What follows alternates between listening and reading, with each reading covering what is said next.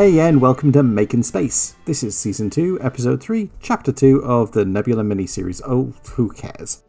This time we're using thisComp.activeCamera.toWorld. Like I said, this is the second in 4 tutorials on making nebulas. Really? Okay. So, last time I took a photo of an actual nebula, removed the stars in Photoshop and set it into 3D space, so you could fly up to it. But the trouble with that option is you're limited on camera angles. What we need is the ability to place the camera at any angle. Doing that with a real photo is probably impossible. It's certainly impossible for a 10-minute tutorial.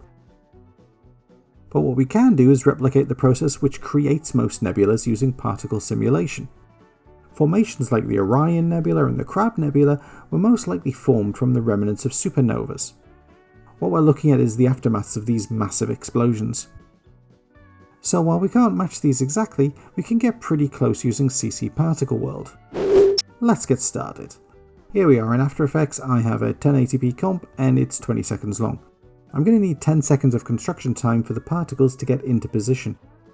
Obviously I can make this as long as I need, but I do need that 10 seconds at the start.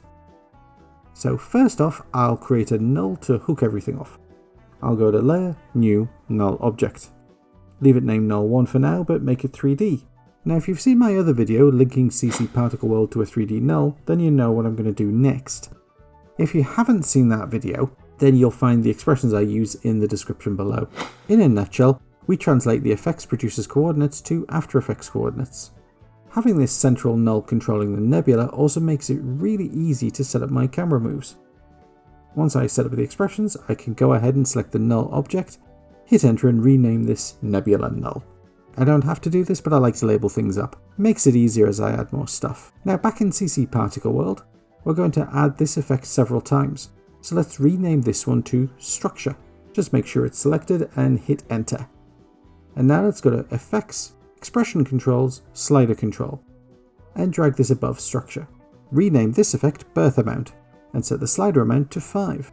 If you've seen my Starfields tutorial, this bit will also be familiar, but I'm not going to just generate particles on the first frame.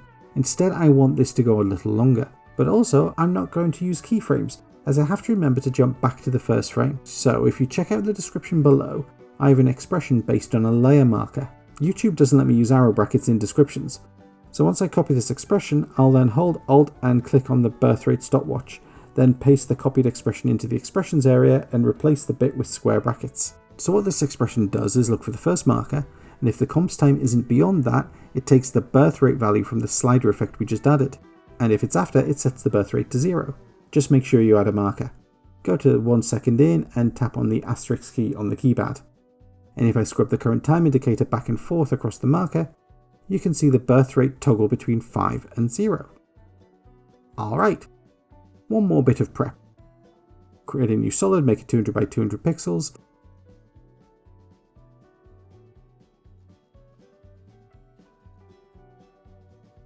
And name this Text. And go to Layer, Noise and Grain, Turbulent Noise. According to Adobe's website, turbulent noise is basically fractal noise but less memory intensive, which is important as we're going to use this texture for all our particles. From the top down, set the type to subscale, up the contrast to 500, and drop the brightness to -400.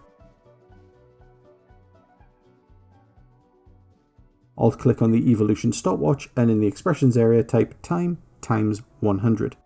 This gives us some changing textures.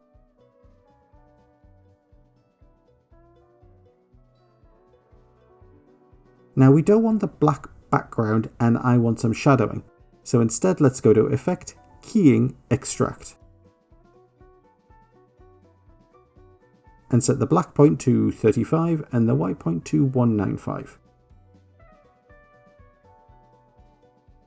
Cool. Now, turn off the visibility for text and back in thisComp.activeCamera.toWorld. Set the longevity to 500. Expand Producer, and because we've used the linked preset, the producer coordinates are already set. If you haven't, alt-click on each of the position properties and paste in the expressions from the description. set the radius x value to 0.09. This will give us a little bit of depth to our nebula, but set the y and z values to 0. In physics, we're going to do something a little funky. For the first wave of particles we produce, we want them to be a bit swirly, but then I want to create a ring type effect so the nebula is hollow. To do that, set the type to fractal omni and set a keyframe. And now use the page down key to move 5 frames forward, and change the type to vortex. Set the velocity to 0.1, but set the inherit velocity to 100%. I'm going to use the null object's position to help create a cylinder of particles to give it a bit more depth. Gravity to 0.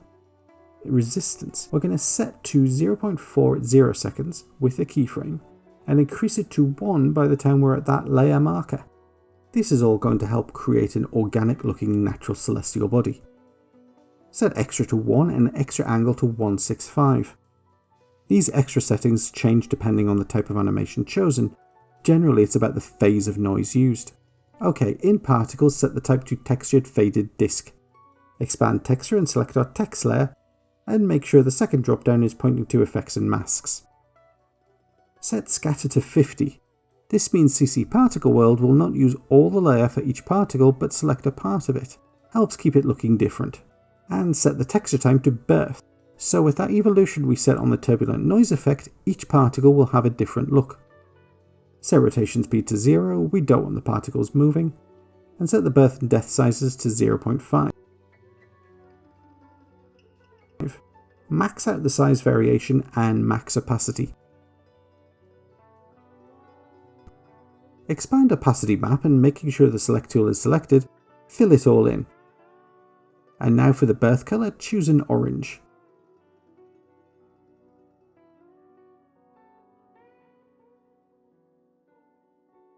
Move the current time indicator to about 16 frames in, about 2/3 of 1 second, and set a keyframe.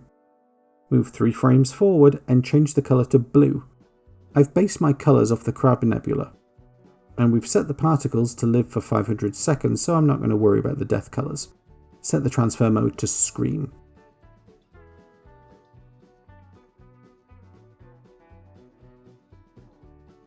Okay, now back to our nebula null.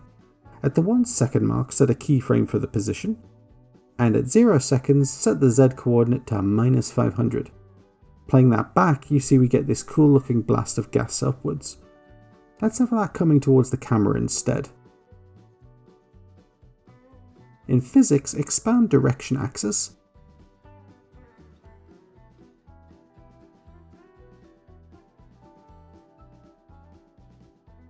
and set axis Y to 0 and axis Z to -1. Quick check for the Americans, scale of 1 to 10. How much are you pissed off that I say Z instead of Z? Oh wait, just remembered, I don't care. So, looking at the playback, we're getting there. Let's add some finishing touches. Making sure the structure effect is selected, go to Edit, Duplicate. Rename this one Glow. In Producer, set the radius to be slightly different from each other, but all about 0.06.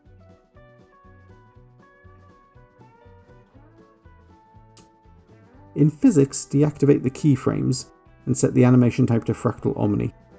Leave velocity as is and set inherit velocity to 60% and resistance to 1.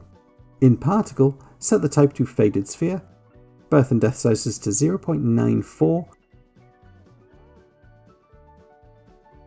and the max opacity drop to 5%. Get rid of the birth color keyframe and set it to a grey blue.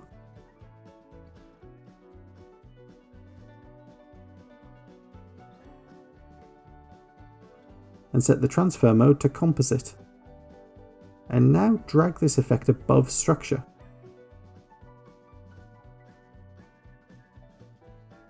And in structure, expand the extras area and check composite with original. Duplicate structure again. Rename this version to Dust. In Particle, set the type to Faded Sphere. Set the sizes to 0.4, the max opacity to 40%.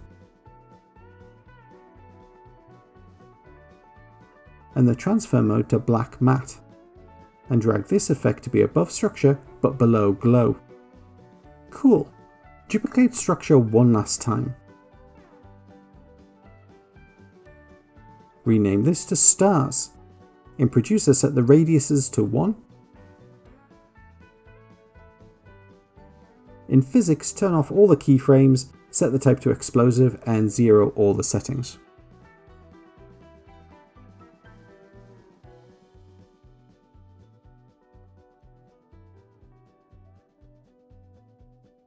In Particles, set the type to Faded Sphere. Sizes to 0.03.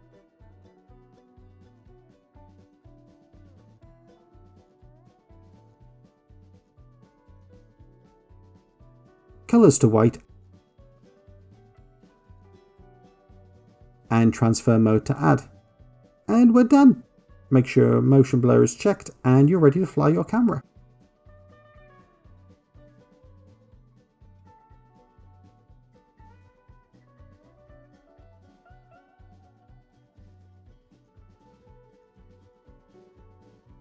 There's a project file included, and in there I have included a center star with a sort of inner blast wave.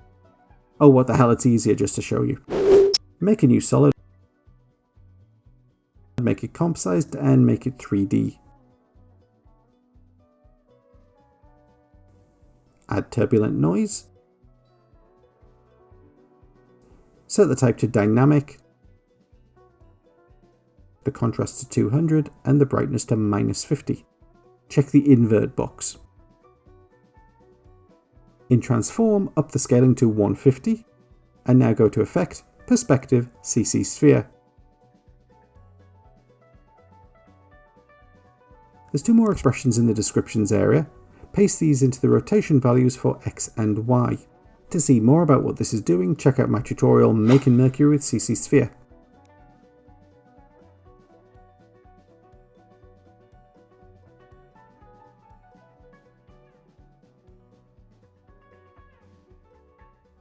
Set the radius to 400 and in light set the height to 100. Add a circle effect by going to Effect, Generate Circle. Set the radius to 25 and feather it.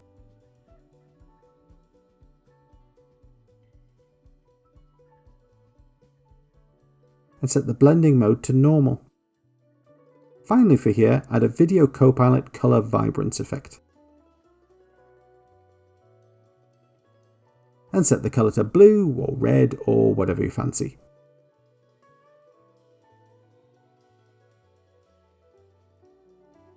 And then go to Layer, Transform, Auto Orient and set it to always face the camera. Set the transfer mode to add and scale the layer right down.